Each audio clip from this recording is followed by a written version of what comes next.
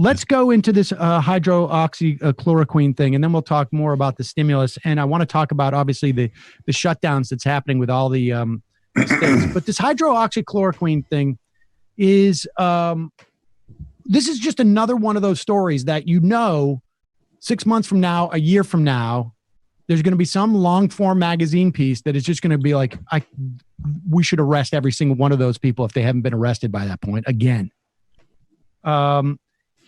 There was a VA study that showed hydroxychloroquine can be fatal. They have stopped giving it to people at the VA.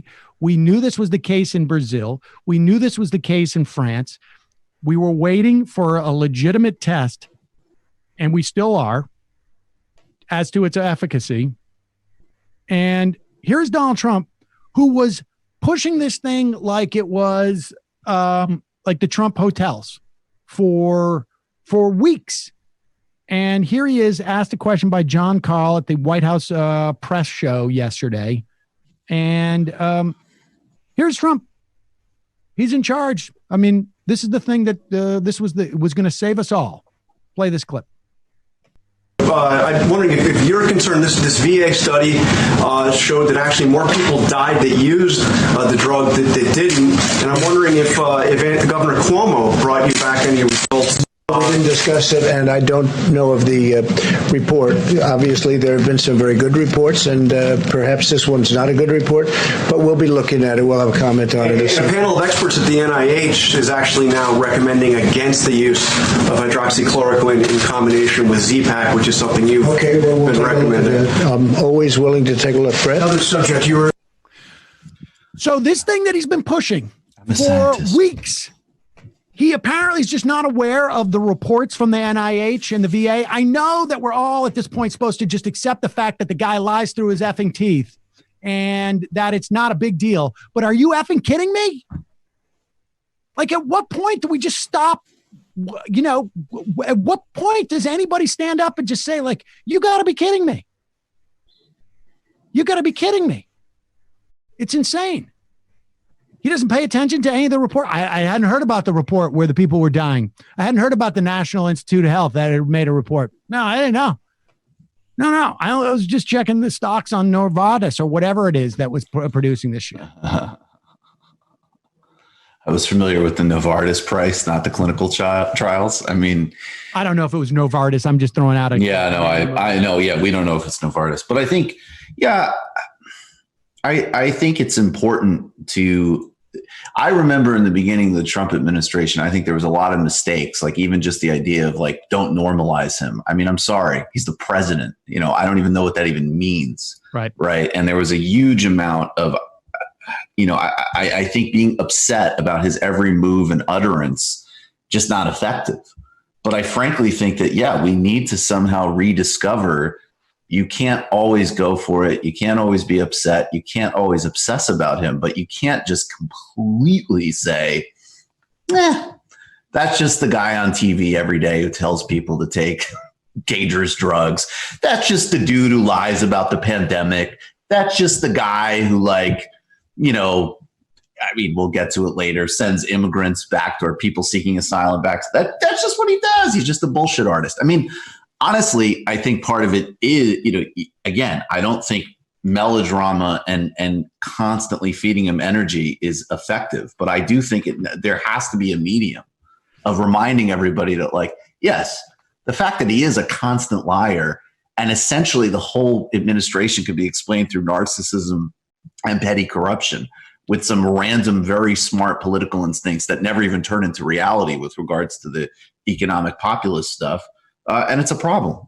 So, And I'll tell you something. And I think part of the reason, and people are going to say this is a big leap, but I'm sorry. We must maintain these norms and expectations, because when Nancy Pelosi, for instance, and I don't mean to turn it there, but I'm saying it could be for the next president. It could be for any type of agency. But when we say it's okay and it's like to be expected that the president of the United States is going to push a drug for weeks as the miracle cure for this. And then multiple agencies in the government say it's killing people. And everybody's like, well, he got faced, pawned, on to the next thing on Twitter, whatever it is. When that doesn't resonate with people, responding to the fact that like Pelosi cut off the opportunity for Democratic lawmakers, or any lawmakers for that matter, to start voting on these massive bills that are going to fundamentally alter the way that our economy works. Like, we should respond to that too. And part of not responding to when Donald Trump does that, it's not so much that you're normalizing Donald Trump. It's you're normalizing the behavior, and that behavior can be taken up and performed by other politicians in the future and in the moment. Well, that's why it's so important not to normalize. It's not normalizing him; it's normalizing the behavior. Right. No, that's a great point. And, David Sirota actually made a really important point with regards to this. And again, before people get, triggered with he's not drawing a direct analogy, and he certainly supports voting against Trump. But he said, the ways in which Joe Biden lied about his record with regards to Social Security, with regards to Medicare for all, that last debate with Sanders, where he didn't say, my position has changed, or that was in the context or whatever. He just lied. And, and Sirota rightly said that this is, I think it's a decades-long project, actually, frankly, of spin and manipulation of public opinion, which we also need to deal with too. But it's very much also the new parameters that Trump and the total failure of the media have set. Absolutely. That's exactly what you're saying. Absolutely. That's exactly right. Like, because when people, any criticism lodged against, or any of the candidates for that matter, but relative to Trump, but that's not supposed to be the standard. Yeah, and that big lies are back. This dumpster fire is not supposed to be the standard in which we measure against our own politicians. And when we talk about not normalizing, that's the part that's the problem with the normalizing. It's not that he gets normalized. It's that the behavior gets normalized and we allow others to operate in that way. Right. Because it diminishes our expectations out of our leaders and our elected officials, or our TV networks. Let me just give you a breakdown about what Fox News, between March 23rd and April 6th, Fox hosts and guests praised hydroxychloroquine almost 300 times. That's over the course of 2 weeks, 300 times. 15 days, that's 20 times a day, including the weekends. 20 times a day, multiple times an hour. Hydroxychloroquine. Since April 15th, hydroxychloroquine has been mentioned on Fox News and its sister network, Fox Business, a total of 51 times. The week before that, the drug was mentioned 138 times. During the first week of April, it was 194 times. You get a sense of what's going on here. As soon as they start to maybe get a slight whiff that this thing isn't the miracle cure.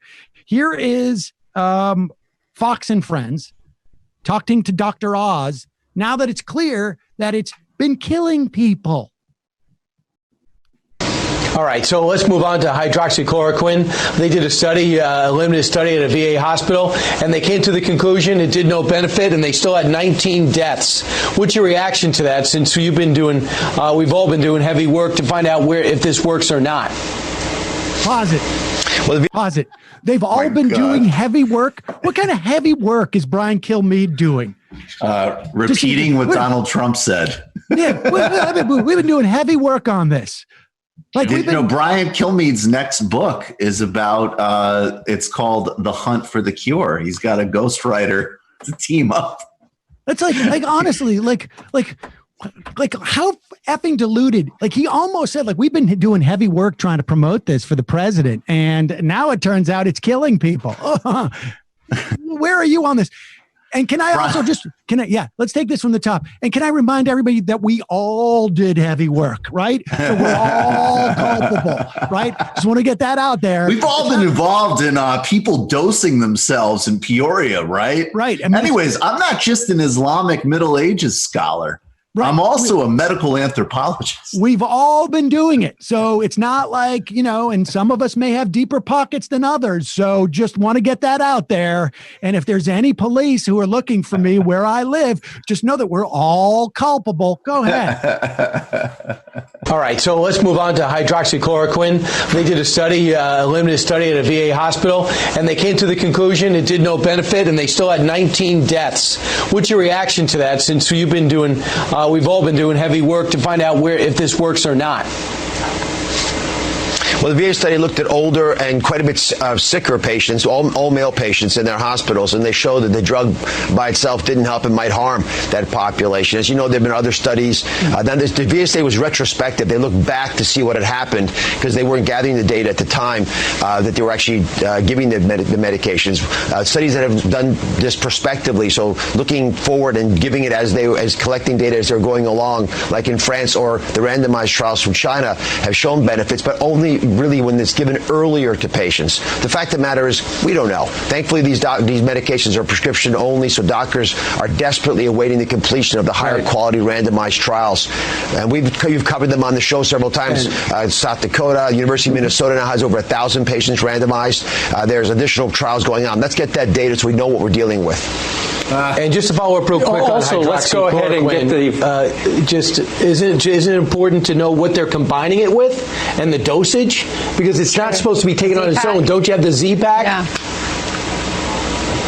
There's a lot of variables, Brian. I got to say, I think at this point there's so much data coming from so many places. We are better off waiting for the randomized trials Dr. Fauci has been asking for. Otherwise, we keep reacting back and forth for studies that show opposite results. And a lot of it might have to do with when you get the medication. If you give it to people who are already having breathing tubes down their throat, it's not going to have the same kind of effect as if you give it early. But we don't have randomized data from the United States to educate us well enough right now.